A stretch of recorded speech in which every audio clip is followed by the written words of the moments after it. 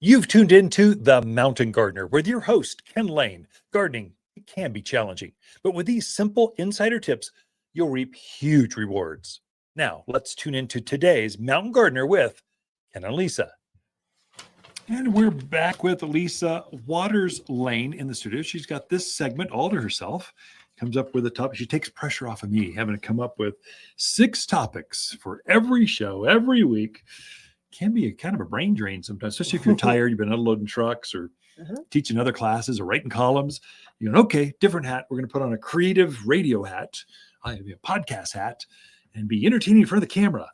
Woo! So she takes a piece of that and kind of takes the edge off. Plus, I think there's too many men talking radio show stuff, talking plants, and we need just that too female touch.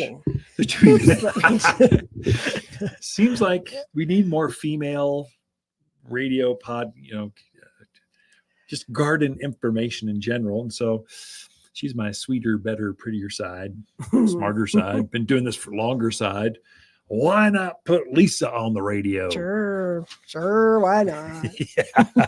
What do you got for us this so week? Last week we talked about fall flowers, those flowers that just look fabulous in the garden in late summer, early Fabulous fall. fall foliage. There you ooh. Yeah. So this week I wanted to talk about ornamental grasses. It's another one of those plants that really starts to shine late summer, early fall, through winter. Those ornamental grasses are just terrific out in the landscapes. And I, for one, think they're way underused in a lot of our landscapes around here. A lot of places don't know how, like Phoenix, they don't use grass. Tropical climates like Palm Springs, Tucson, California, they don't use grasses, but the Midwest, they know how to use grasses really well. The mountains, Denver really knows how to use grasses. Wyoming, Boise, they really know. New Mexico is surprisingly good. They're very good. They're very drought hardy, deep rooted. They got a palm tree kind of root mass. They wave in the wind. They got a lot going on, but they don't look good during the peak of the spring season. They're just coming up. They're not blooming. They're blooming now. Yeah. So they're more inspirational. I think that's several reasons. I agree. So the great thing about ornamental grasses is they do add interest into the late summer, early fall garden. So some of your things are just they're tired. Yeah. They're like, it's been a long summer. I'm ready to go to bed. But the grasses are just waking up and going, I'm excited. Yeah. I'm going to plume. I'm going to be beautiful. So they really add a lot of interest. They also add a lot of texture into your garden. Yeah. Some of us just, everything's evergreen. Everything's got leaves on it, and we don't have a lot of variance in the yard. Well, those grasses just add more texture out there into the yard. Yeah. And there are grasses that will go in the shade, some of the mondo grasses, and those, it's hard getting old. Anyways, there's some grasses that really like shady spots, but most of them are going to like that full sun, those kind of hot spots out in your yard. So great to put in. And also, like you said, they can be very drought hardy once they're established out in the yard. So, and they're also not a lot of maintenance. Oh, very little. You mow them down in the winter, and then that's it. Fertilize. Right. So you're kind of cutting them back, and then they come back up the next year. So you're not doing the heavy pruning. You're not messing with them mid-season. So they really add to that low maintenance yard out there. I find the birds love them too. So they make nests. If you're into attracting birds or any kind of feathered friends back there, they love the grasses. They're using them to nest. They do. And they'll use them through the fall and winter too, because they'll use them to kind of hide in through the season. Yeah. They'll use the seed heads for food. So they're great for attracting the birds. Everyone should have at least 3 different varieties of grass. And Lisa's going to tell us which ones. Oh, no, I'm still talking about them. The other thing about them is they're also very animal resistant. Everybody thinks, oh, I can't put a grass in because I have deer or I have javelina. They are surprisingly animal resistant. There's not a lot of grasses that they'll just go out there and eat. They leave them alone. Yeah, deer grass is famous. It's a native. Bear grass, it's famous. It's a native. Javelina, deer, rabbits, they don't bother those. Antelope, they're going to bother them. Right. So many good reasons to be putting those grasses out there. And like you said, there are quite a few.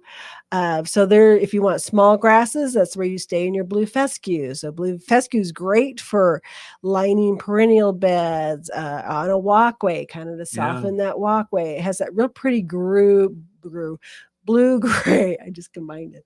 Blue gray foliage to it. So it's just very soft, very attractive. Does that stay green in the winter? It can brown out. It stays blue for an amazingly long time, but eventually it's probably gets better more of a winter color too. Yeah, it can have a hue to it. If you clean it up, fertilize it, it'll start growing again in February. It comes right back with a vengeance. Right. The other thing, blue fescue is great in containers too. So if you're doing some fall containers with your mums and pansies, throw a fescue in there. It actually is very pretty out there in your fall containers. So we also have things like Carl Forester, which is probably one of my favorite grasses. It's one of the first ones to kind of green up and to bloom. And it puts on kind of a nice little wheat stalky kind of flower to it. Chest high, not chest high, but maybe hip high or so. Yeah, something like that. I would say 3 to 4 foot, and then it sends the plumes up on top of that. I noticed in our yard, it's one of our favorite things for our dogs to eat. That's true. So animals will eat that one. It's a little sweet tasting, but it's one of the only ones. Yeah, I mean, and they go munch on it, and you'd never know. Of course, they're small dogs, but it doesn't seem to bother the plant at all. It's just as green and healthy, and they like it too. If you're following on Facebook, Twitter, Instagram, those things, TikTok, follow Waters Garden Center. And I did I was at our display gardens, and I have switchgrass and one on Carl Foresters. How they are used in the landscape is spectacular. I got a new camera, having fun with it, just some great angles. And it's kind of exciting to play with. But if you want to see how to use those at maturity, just tune in, watch. They will be showing up on our social media sites very quickly. Switchgrass is another, you mentioned that. It is a really pretty grass, and its plume is kind of just a real fine, feathery, really pretty when the wind kind of hits it and it sways. Another one like that is the muhly grass, which stays a little bit shorter, I think, than the switchgrass, but puts on that kind of anywhere from cream to pink to almost dark purple, depending on the variety you get. Beautiful when the sun kind of hits it from behind. It's starting to go down, the wind swaying. You want to sing, what's that song? The Kumbaya. You just went into breaking the song, and here she is. Well, they talk about the waves of grain. Anyways, it makes me think of it. Sorry, brain's not all there. But just a real pretty light grass. So ivory feathers, we probably ought to, or pampas grass. So we carry ivory feathers because it's just better in the landscape. It's just a better grass. It's more compact. It just plumes better. It's just nicer than the old-fashioned pampas grass that used to be out there. Costs a couple dollars more, but you get $50 more plant. It's just less maintenance, better plumes. There's a lot going on for it than that traditional huge monster of a grass. It's better. Yeah, very, very attractive out there in the yard. You got to have some space for it. And I like them kind of planted in one by itself. You kind of go, but put 3 or 4 or 5 out there if you got the space. Absolutely gorgeous. It's a good screening or privacy type of grass. It's big enough. Gets up head high, and then the plumes are above that. Yeah. So it's an impressive, and it's that thick. So it's a good plant. Definitely. One of my other favorites that I just really learned to love is the porcupine grass. And I like this one because I like my grass like my men. Different? Porcupine. No, porpokey, or I don't know. Weird looking. Interesting. It goes into voice while on the radio. So most grasses, when they're variegated, it's more vertical. It goes across the strand there. Porcupine is horizontal. So it has a stripe of green, stripe of white, stripe of green, stripe of white. It's just really cool out there. Really interesting. And porcupine does get fairly tall. I was kind of surprised. It says 8 foot, probably here less Chest than high. that. But wouldn't that look cool up against like a back of a fence or the back of a perennial bed, things like that? That property line right up against the property line would be fantastic. And it's got a bright spot, so more shaded areas, so east and west facings would be beautiful. Another one I like is our bunny grass. We got in this beautiful cobalt blue urn. Oh, that's bunny grass. It's a fountain grass. It's a curly fountain grass. Okay, actually. It is. And it looks beautiful. So that was one thing I was going to mention is a lot of these grasses you can grow in Right containers. in container. And they do fabulous containers. Put some pansies around it for the fall. It'd be really Lisa, pretty. we are out of time. So thank you for sharing some ornamental grasses that can be planted right now for years of enjoyment. Ken and Lisa Lain, the Mountain Gardeners. Water's Garden companion plants for September are Russian sage, pampas grass, honeysuckle, and raywood ash.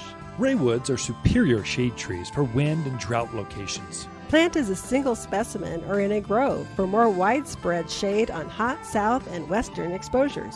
Dark green foliage forms the perfect round head with leaves that turn a magical wine red through autumn. We sell only the prettiest shade trees at Waters Garden Center. Shop in-store or online at watersgardencenter.com. For a more fruitful garden, increase success in the landscape that just feels better, then tune in daily to the Mountain Gardener podcast. Subscribe through your favorite podcast streamer or visit watersgardencenter.com. Better yet, visit me directly right here at Waters Garden Center. Thanks for tuning in.